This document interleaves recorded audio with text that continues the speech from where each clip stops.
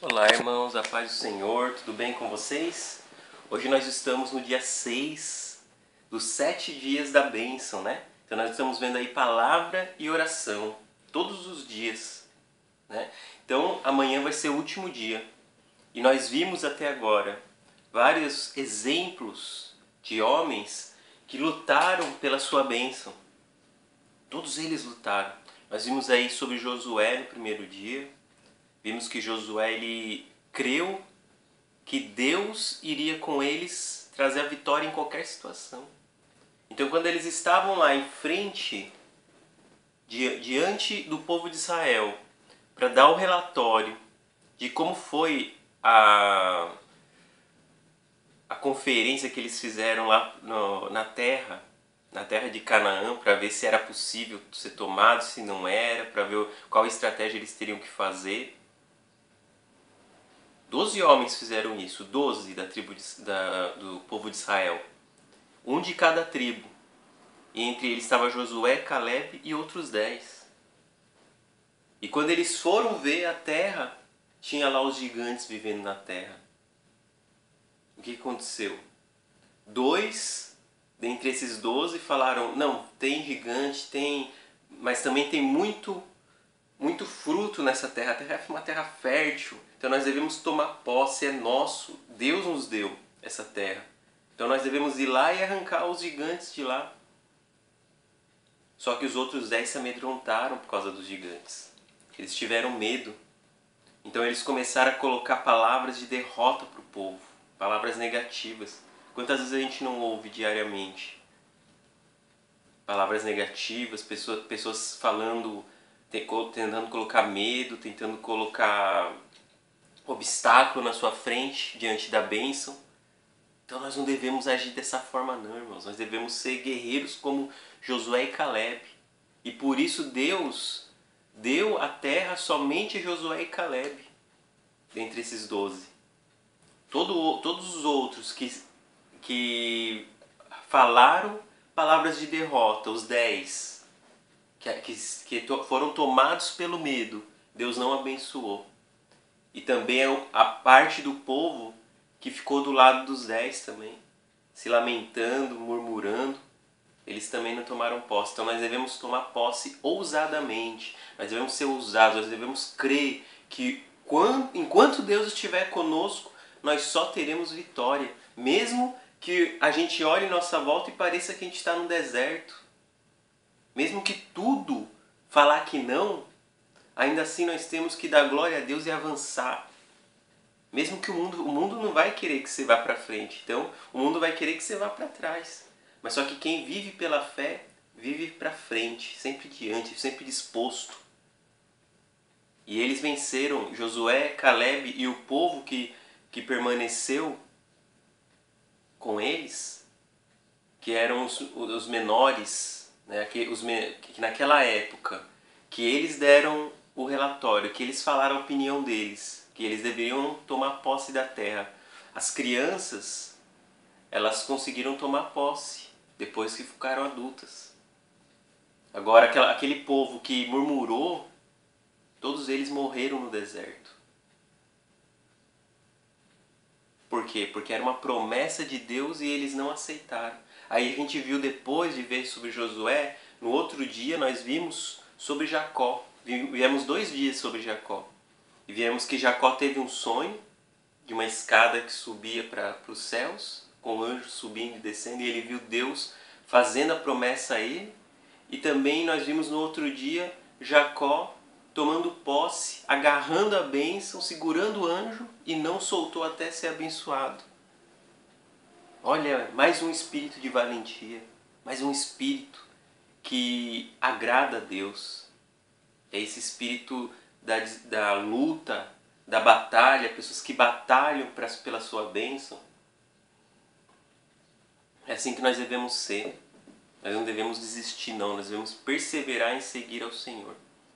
E aí nós vimos no outro dia sobre José. Então José foi um homem que foi fiel a Deus até o fim. Por isso Deus o abençoou de uma maneira grandiosa que ninguém acreditava que isso fosse acontecer. Que no começo, quando José era criança, contou seu sonho para os irmãos, que todos os irmãos tinham um feixe de trigo e que o feixe se curvava diante dele. E aí os irmãos começaram a ironizar: você está querendo dizer que nós vamos nos curvar diante de você? Você é o filho mais novo de Jacó?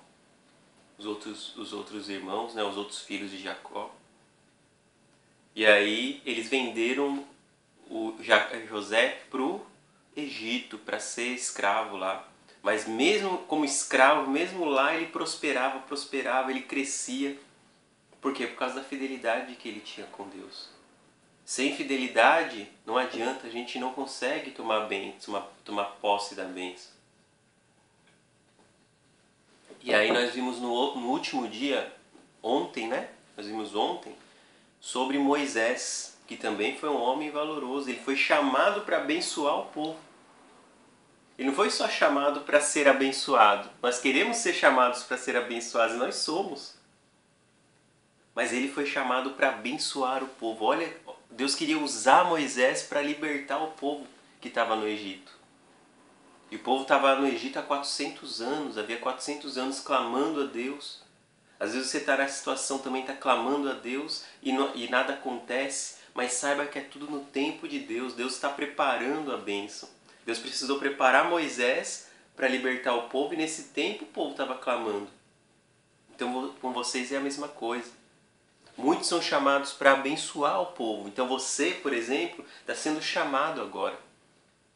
Para quê? Para abençoar a sua família. De repente a sua família não é crente, não crê. E a sua responsabilidade é o quê?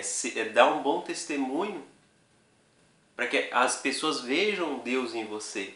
Para que as pessoas vejam o Cristo em você. O Espírito Santo de Deus. Você está sendo chamado para abençoar a sua família. Então abençoe. Lute por ela. Leve os pedidos para Deus. Leve pedido para Deus. Interceda pela sua família. Interceda pelos seus colegas de trabalho. Pelos seus vizinhos. Em nome de Jesus você será abençoado. Se a gente servir a Deus dessa forma. E hoje nós vamos continuar a ver sobre Moisés. Nós vamos ver uma palavra aqui abençoada. Quando a gente fala de Moisés, não tem como a gente não falar do povo de Deus, do povo de Israel. O povo de Israel, ele estava no Egito, aí Deus mandou Moisés para libertar o povo. Aí lá no Egito, Deus mandou 10 pragas contra os egípcios até o faraó permitir que o povo vá embora. Porque o povo estava escravo do faraó, estava escravizado. E aí, depois dessas 10 pragas, não teve como o faraó negar e permitiu que o povo fosse embora. Só que Deus poderia ter enviado pelo caminho mais fácil, mas Deus mandou pelo caminho mais longo, porque no caminho mais fácil tinha um povo que era o filisteu, os filisteus. Nós vamos ver na palavra. E aí, então Deus mandou para um outro caminho que é no Mar Vermelho. Só que o povo não acreditou que eles pudessem passar no Mar Vermelho. Aí Deus fez, através do cajado de Moisés, abriu o Mar Vermelho, irmãos. Ele abriu o Mar Vermelho. Todos nós temos um Mar Vermelho na frente. Porque é esse o caminho que Deus quer nos levar, no caminho do milagre, irmãos.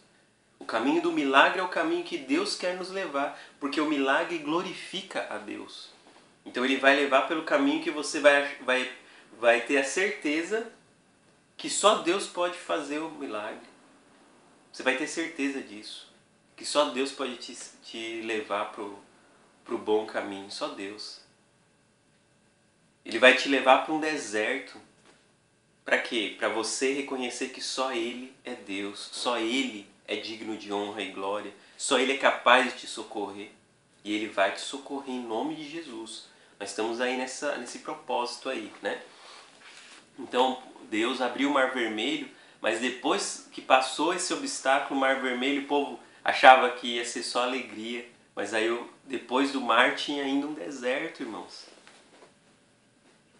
Dizem que o cristão é aquele que mata um leão por dia.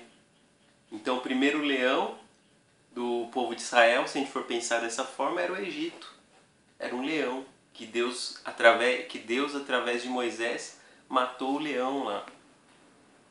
Depois era o Mar Vermelho, Leão. Deus foi lá e abriu o Mar Vermelho para o povo. E aí era o deserto. E sabe o que acontecia no deserto, irmãos? A gente vai ver na palavra. No deserto, quando o povo ficava com fome, Deus derramava maná dos céus, o pão dos céus. Quando o povo precisava de água, Deus fazia sair água da rocha. Quem que é a rocha? É Jesus Cristo. E a água é o Espírito de Deus. Então quando a água sai da rocha, é o próprio Deus que tá alcançando o povo. É o próprio Deus que está tocando no povo. A sua vida é assim também. Às vezes a gente não reconhece, irmãos. Às vezes demora para a gente reconhecer que a água que nós precisamos, a água que nós temos sede é Deus.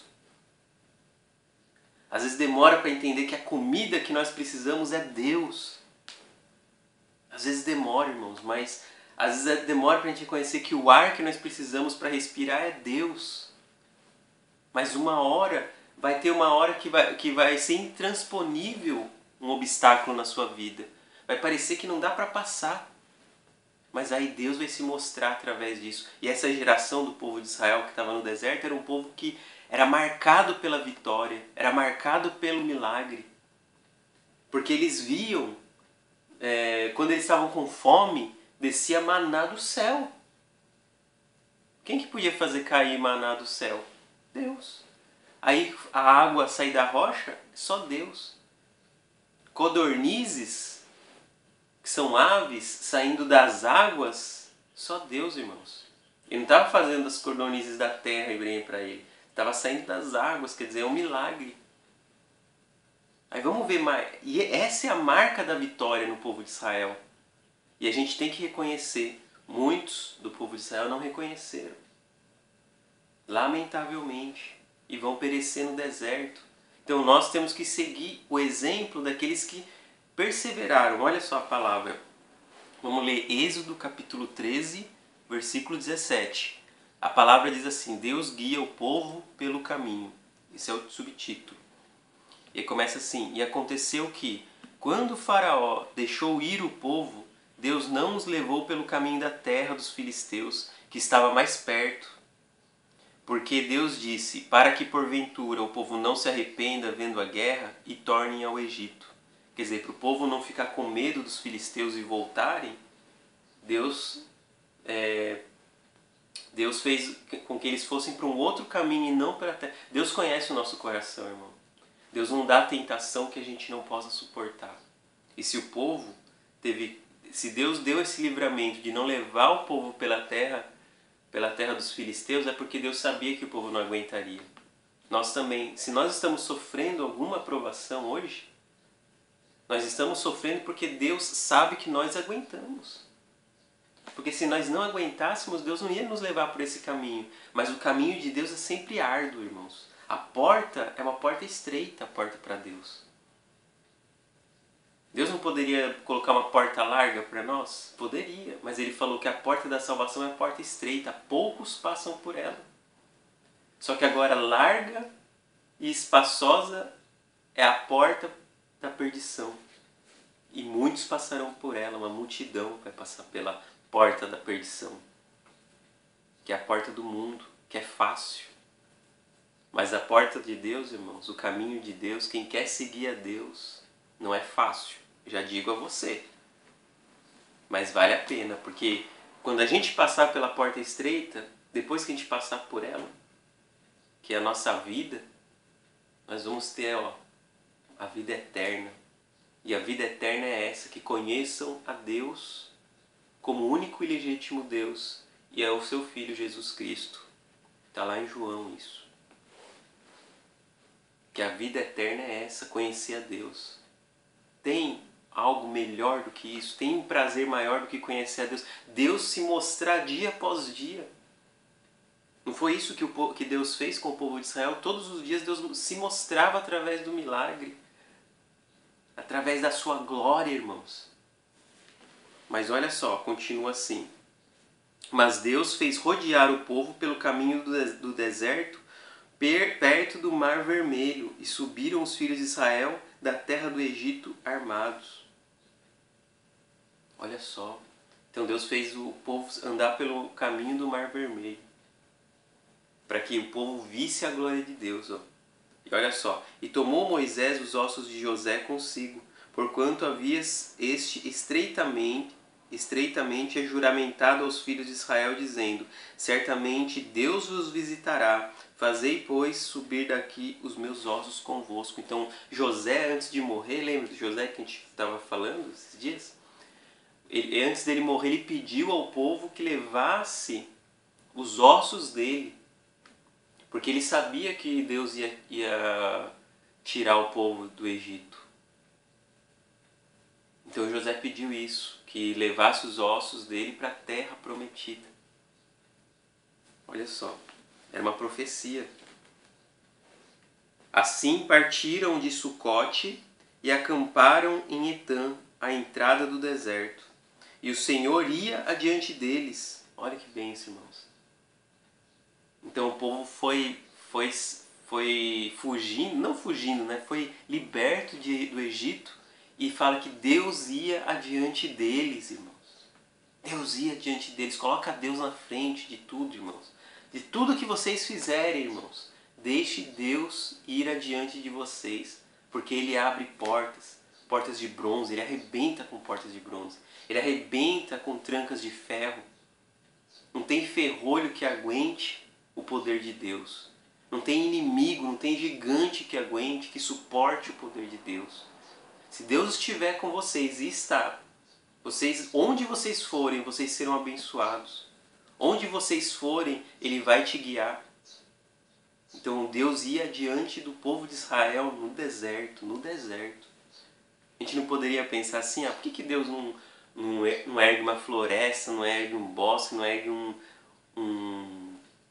lugar aconchegante para o povo ficar confortável? Porque se Deus fizer isso, se Deus colocar esse povo num lugar confortável, eles esquecem de Deus. Mas Deus queria que eles vivessem a vida. Deus queria que eles vivessem o deserto, porque é o deserto a escola dos profetas. Se você quer servir a Deus, você tem que ser abençoado no deserto ou na fartura. Na riqueza ou na pobreza, você tem que viver para a glória de Deus. Onde você estiver, seja qual for a sua situação, você tem que viver para a glória de Jesus Cristo. Eu estou até arrepiando falando isso, irmãos. Olha só. E o Senhor ia diante deles, de dia uma coluna de nuvem para os guiar pelo caminho, e de noite como uma coluna de fogo para os alumiar, para que caminhassem de dia e de noite. Olha a marca da vitória, irmãos. Deus, ele se mostra para nós pelo milagre. E o povo ia num deserto. Vocês sabem como é que é um deserto? É um lugar assim com sol escaldante. Calor ao extremo, irmãos. A ponto de não ter muitos habitantes lá. Não ter muitos animais. Não terem muitas plantas. Poucas são as plantas que vivem no deserto. Por quê? Porque não aguenta o sol. O sol seca tudo que vive no deserto. Mas só que Deus colocou uma coluna de nuvem acima do povo de Israel. Glória a Deus, irmãos. Uma coluna de nuvem. Imagina o povo caminhando e uma coluna de nuvem seguindo eles. Vê se não é a marca da vitória. Vê se não é o milagre que o povo precisava. Em volta, sol, mas debaixo do povo tinha uma sombra que guiava, que era uma coluna de nuvem, que é a glória de Deus, irmãos. É a glória de Deus. Seja marcado pela vitória, seja marcado pela promessa, seja marcado pela presença de Deus, irmãos. Não tem nada melhor do que isso. E de noite, a palavra fala que Deus ia com uma coluna de fogo. De fogo. Porque à noite não dava para ver nada. Não é que nem a cidade que tem luzes, lâmpadas. Aqui no Japão é muito engraçado porque não tem lâmpada, irmãos. À noite é uma escuridão, é um breu. Só em alguns pontos que tem luz. Poucos assim, pelo caminho. Mas é seguro.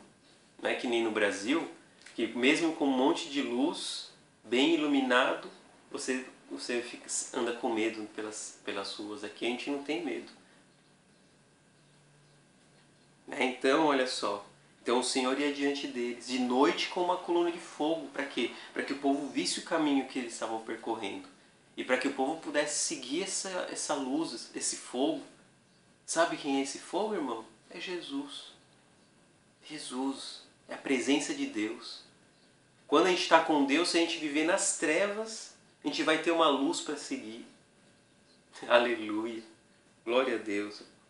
Aí a palavra fala assim: nunca tirou de diante da face do povo a coluna de nuvem de dia, nem a coluna de fogo de noite. Então, em nenhum momento que eles estavam no deserto, irmãos, o fogo se extinguiu. Ou a nuvem se apagou. Em nenhum momento. Então, creia, irmãos, que você pode estar vivendo aflições. Você pode estar sofrendo nesse momento. Você pode estar chorando dia após dia. Mas Deus é contigo, irmãos. Tem a marca da presença de Deus na sua vida. E ter a marca da presença de Deus não é que Deus a responsabilidade de Deus estar conosco, mas é nossa responsabilidade não tirar a presença de Deus da nossa vida. Porque é possível que Deus se afaste de nós a partir do momento que nós afastarmos dele.